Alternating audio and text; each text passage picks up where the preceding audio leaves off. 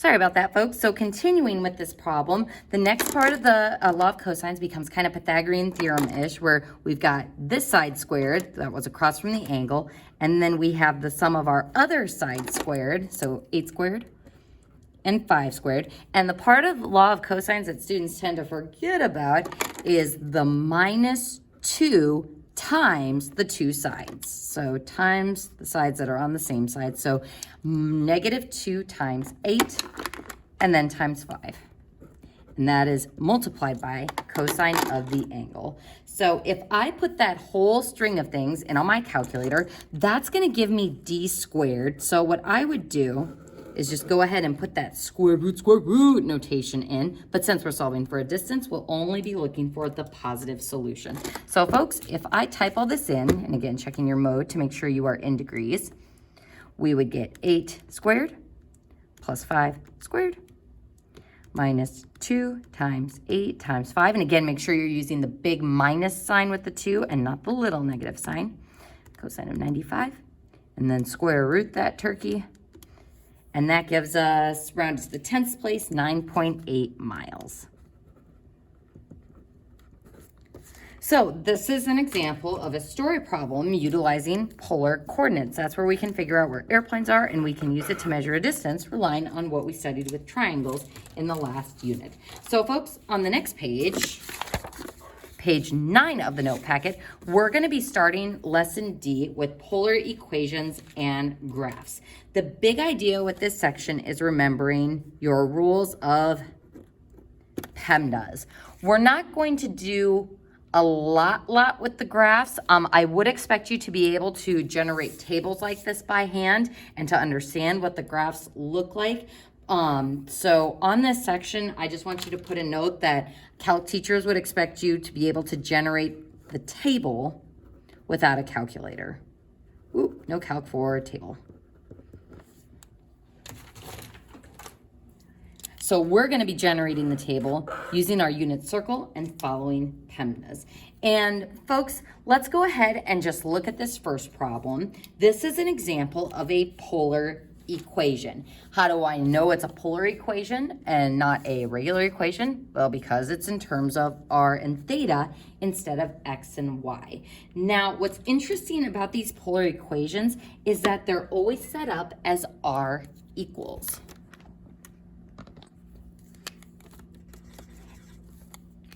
Now, this is kind of similar to y equals equations because our input has some operators with it, and then our output is like y equals on the left side. So folks, our r in our polar coordinate, however, comes first, and our theta comes second. So as a coordinate, it's r theta, but when we are evaluating this and when we're structuring our tables, theta is like our x or our input, and r is our output. So don't get confused with the tables being set up this way because the polar coordinates are still always r theta. So folks, what we are going to do to make this table is we are going to take it a step at a time using PEMDAS. So first we are given a set of angles. What we're going to do is plug those angles in for theta and take the sine of them. Then we'll multiply that by 3, and then we'll add 1, following our parentheses, operator multiplying, and then adding 1. So what I'm going to do is just go ahead and write sine of all the angles first. So sine of 0, you don't need those parentheses, sine of 30, sine of 90, sine of 150, sine of 180, sine of 210, sine of 270, sine of 330, sine of 360. And typically for our inputs, we go from 0 with some increments all the way up to 360 because we want to see what it looks like within one rotation. So let's go ahead and use our unit circle to figure out sine of 0. Well, sine of 0 be the y value, so 0. So sine of 0 is 0. Sine of 30 is 1/2. Sine of 90 degrees is 1. Sine of 150 degrees is 1/2. Sine of 180 is 0. Sine of 210 is a negative 1/2. Sine of 270 is negative 1. Sine of 330 is a negative 1/2. And then sine of 360 is 0. All right, folks, so what we have done thus far is evaluated what sine of theta is. So now that we have carried out that part of the expression, we're now going to multiply each of these numbers by 3 and add 1. So this is what that box is equal to. Now we're going to multiply by 3 and add 1. So 3 times 0 is 0, plus 1 is 1.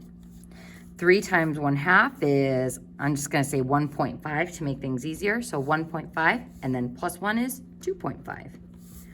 3 times 1 is 3, plus 1 is 4.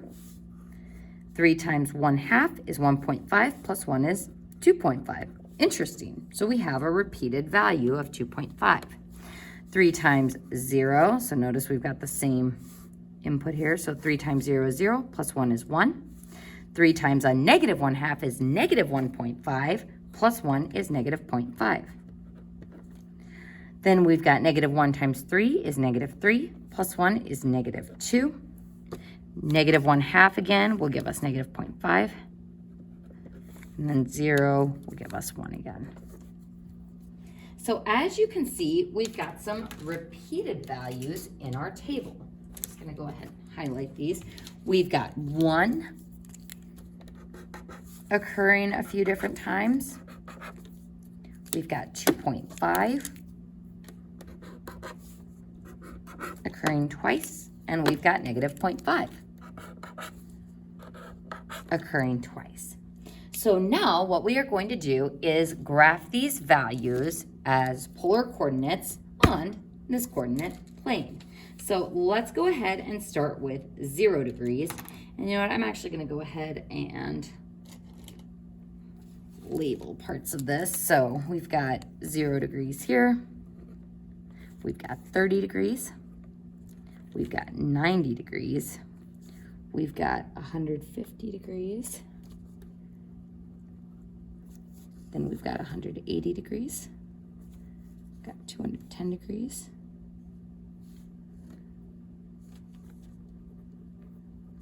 $270 degrees.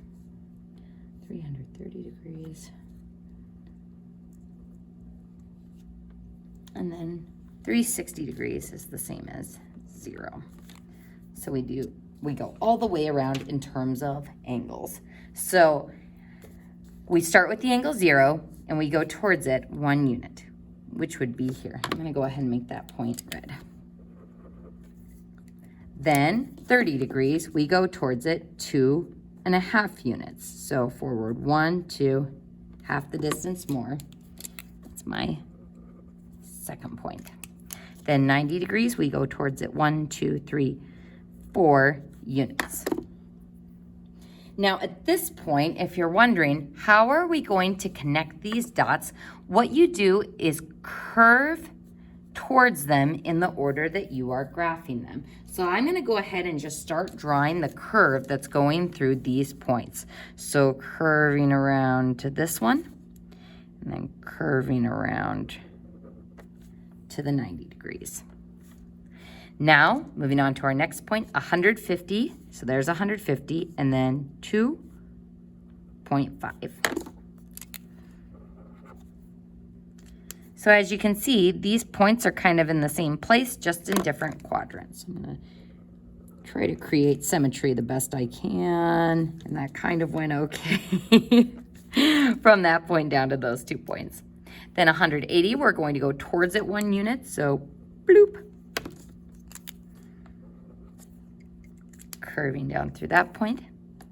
And as you can see, we've got some nice symmetry going on between quadrant 1 and quadrant 2. So now, I just noticed the flash isn't on my camera. I hope you guys are able to see that, okay? So now, 210 degrees. 210 degrees is here, but instead of going towards it, we're going to go away from it 0.5. So I'm going to follow that 210 backwards here. So that's going to be that yellow point. So another name for this point would be 0.5, 30 degrees. Now what's weird about this one is to curve up to that point, we kind of followed this curve around and curve up to that one. Our next point, 270, -2. So we go towards 270, but instead of going towards it 2 units from the pole, we go away from it 2 units. So 1, 2. So another name for this point would be 2, 90 degrees. So curving up to that point, 330 degrees. Away from it, 0.5. So along that same line here. So as you can see, we've got symmetry there. So I'm going to curve down in a similar way to match the other side.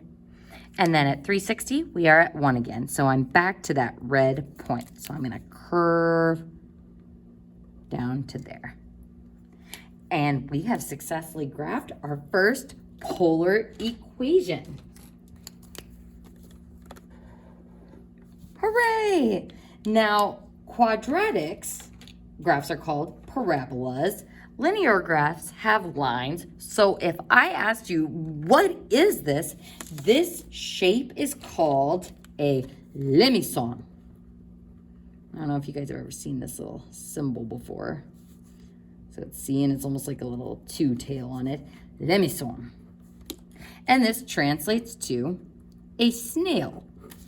Now, I remember like my first few years of teaching pre-calc, I'm like, I guess it's kind of a swirled shell like a snail, but I actually had a student show me that it looks like a snail looking right at you. So if we drew a little face on this guy, his little antennas going this way, this is like the snail's face and body, and then this back part behind him is his shell. So, lemison! That's our happy little snail-shaped graph. And that is what this sine function will look like. So, folks, let's go ahead and move on to our next one. We've got an r equals equation,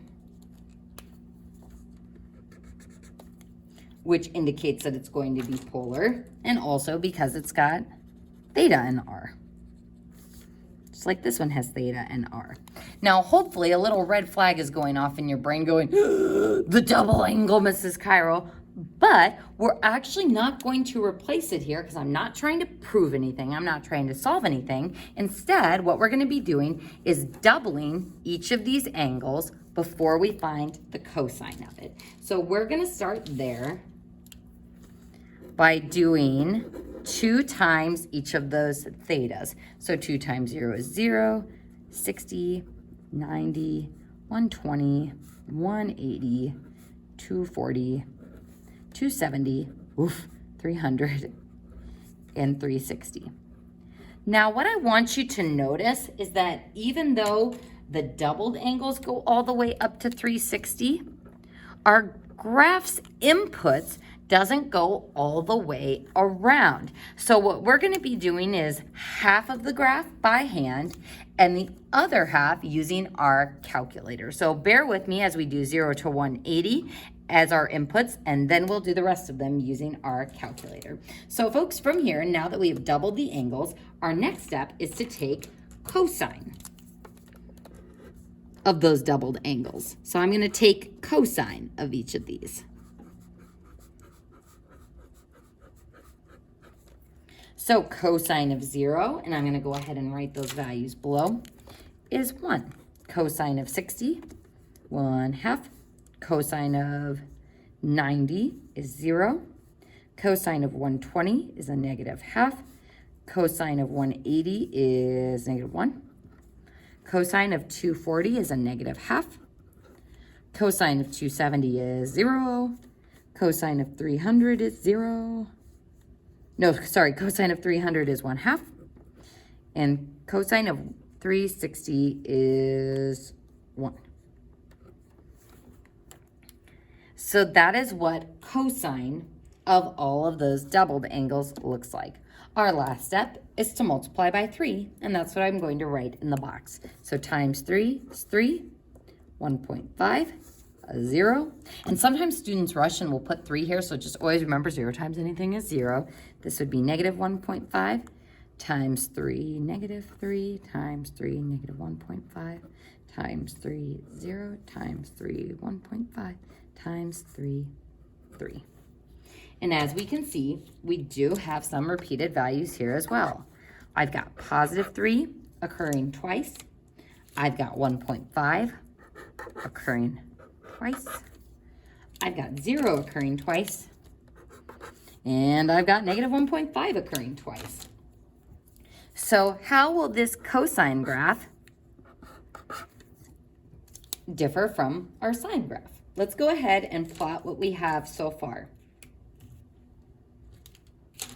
So we'll start with 0. And the other thing you need to be careful of here, and what I would recommend doing, is just completely covering up those doubled angle values that you used. Yes, we had to multiply all of our inputs times 2 to get these values, but as far as input-output, we want to go with our original theta that we plugged in. So I'm going to cover up those values so I'm not even tempted to use them. So if I go to, let's see, 0 degrees, 30 degrees, 45 degrees, whoop, 60 degrees, 90 degrees, 120, 135, 150, 180. So that's going to give us the first half of this graph. So let's see what happens when we plot those points. So towards 0 degrees, let's see if you guys can see that. There we go. 0 degrees, we're going to go 3 units towards it. 1, 2, 3. 30 degrees, we're going to go 1.5 units towards it. So there's 1.5. Then 45 degrees, we are back at, we go towards it 0, which means we are right at the pole. Now at this point, fold this unit circle in half. So it quits bending. There we go. All right. Now, if I look at what I have so far and I curve from this point to this point and then back to the pole, that is what we are looking at so far for our first 3 points. This was 3, 0, 1.5, 30, and then 45, 0. So at 60 degrees, we go negative 1.5. So this is going to be, instead of going towards 60, we're going to go away from it 1.5. So curving around. Then 90 degrees, instead of going towards it 3, we're going to go away from it 3. So 1, 2, 3. Curving towards it. Then at 120, we are at negative 1.5. So here's 120. We go away from it, negative 1.5, curving up to that point. At 135, we are back at the pole at 0. So curving up through that same point. Then at 150, we go towards it 1.5. So 1.5. And as you can see, we've got some nice symmetry to that point on the other side. So there is some symmetry. And I like to curve as I go. Otherwise, these graphs can get a little bit confusing. And then at 180, we're going to go towards it 1, 2, 3 units. Curving like this. So that gives us half of our graph. And as we can see, there are some differences with this graph. Yes, it looks like we're curving outward. Maybe that's kind of the front of the snail going upside down, but we are going to use our calculator to finish up the rest of this graph. So the first thing we are going to need to do is change our calculator grapher from regular XY stuff, as we have here, to polar stuff. So how we do this is we are going to go to the mode part of our calculator and change to polar. So mode, currently we are in function mode, which is rectangular graphing mode, and we want to change that to polar.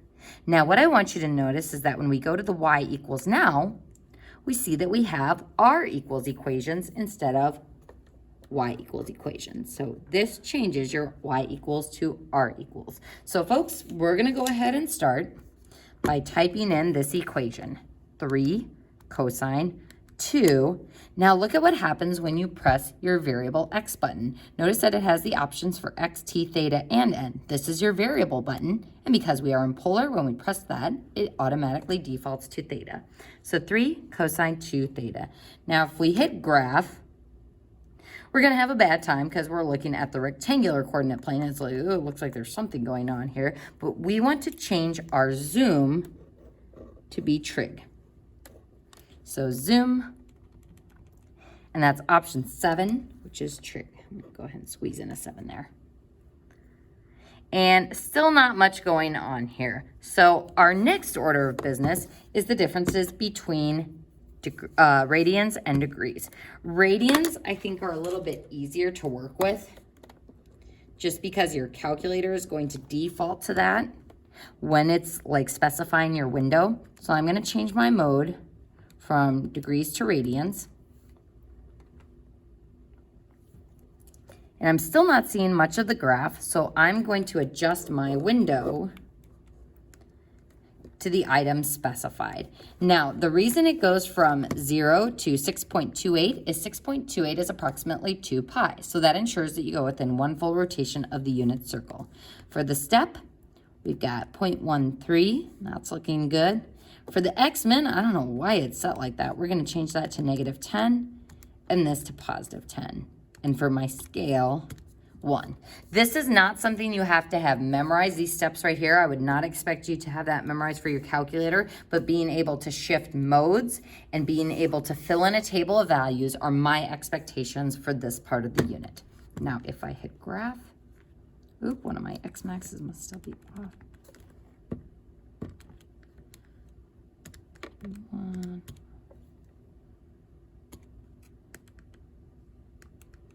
We'll just cut this off at 0.13. Oh, my x-min is still at -10. There we go, -1.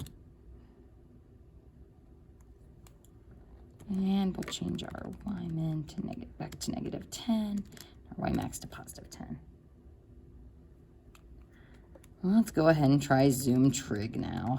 I think I've fiddled with too many things. There we go. That is looking much better. So after you've adjusted to make sure you are set to 0 to 2 pi and have this step, everything else should be defaulted on your calculator when you do that zoom trig. And as we can see, we get this lovely little flower shape, which we call a rose curve. So we're gonna go ahead and sketch the rest of this using our calculator. So we've got this petal curving back towards the center. I'm gonna assume that we've got symmetry, so this is going to go up 3. So, and we complete that petal. And we can see we've got a rose curve. Now, folks, you could also change the step to 0.01 to go slow.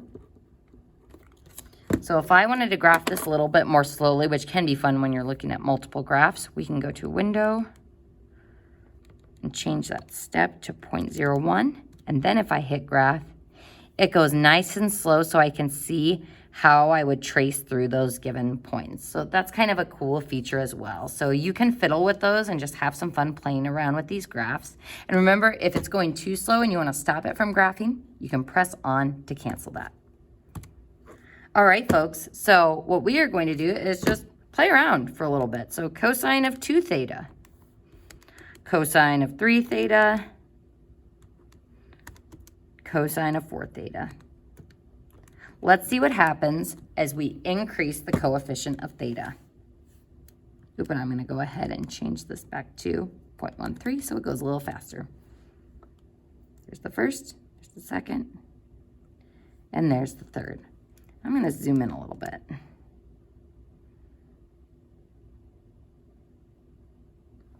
So it looks like that first one had 4 petals. So 4 petals on the 2 theta one. Then our next one, the 3 theta, had 3 petals. And it looks like our next one had 1, 2, 3, 4, 5, 6, 7, 8 petals. So as our coefficient of theta increases, the number of petals of the rose curve is changing. Let's see what happens with sine. So sine of 2 theta, sine 3 theta, and sine of 4 theta.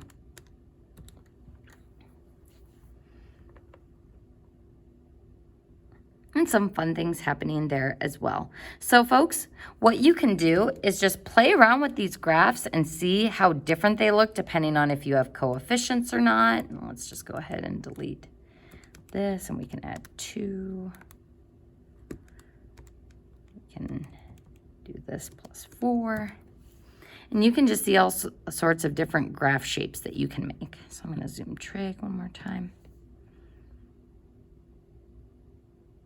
Ooh, and you start getting some really interesting shapes here. So folks, I invite you to use some time just to play around with that graphing feature of your calculator to see what some of those graphs look like. And before we move on to the next page of notes, what I would like you to do without looking at the previous page is to see if you can write your 4 conversion equations for going from rectangular to polar.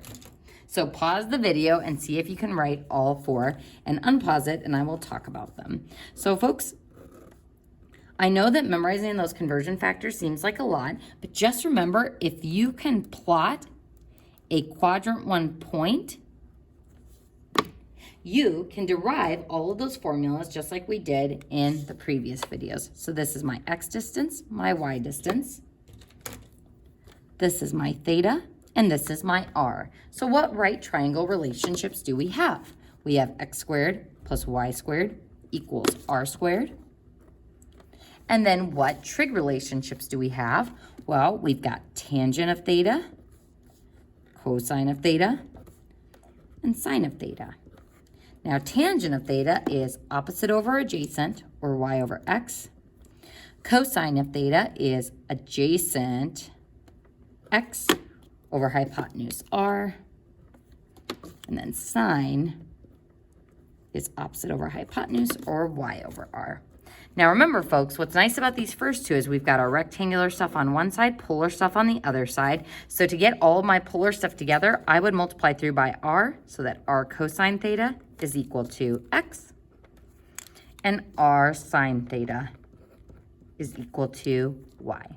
And I wanted to review these with you really quick because these are what we're going to be using on the next page in our next video to convert entire polar equations to rectangular equations. So we will be using these conversion factors in the next video on the next page.